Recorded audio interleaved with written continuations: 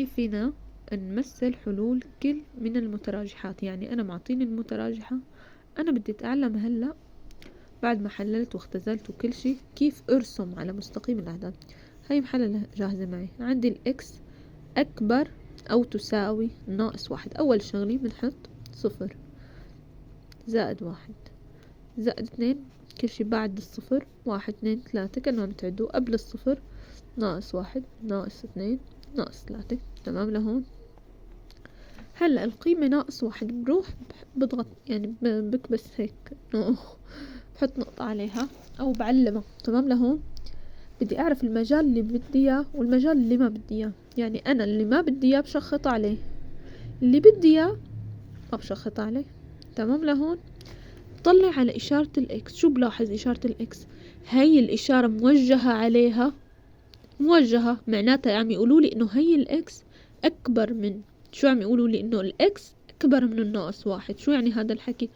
الإكس أكبر من ناقص واحد، يعني هدول القيم هن إكس، ممكن تكون إكس، وهدول ما بدنا إياهم لأنه هن أصغر. تمام؟ هذا المجال بدي إياه لأنه هو أكبر من ناقص واحد. ناقص واحد صفر زائد واحد زائد اثنين، في أكبر أو تساوي، بنات هذا المجال بدي إياه لأنه هو الأكبر. تمام لهون؟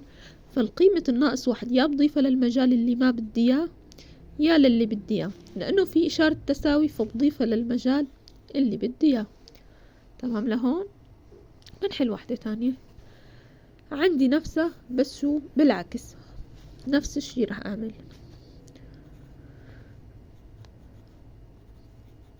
إشارة الإكس موجهة عليها الإشارة، لا مو موجهة، يعني هي أصغر.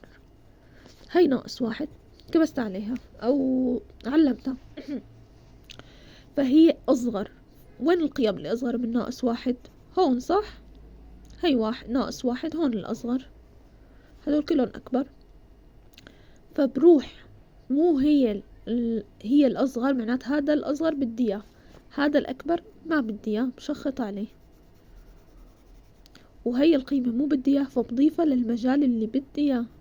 ليش ضفتها؟ لأنه في تساوي.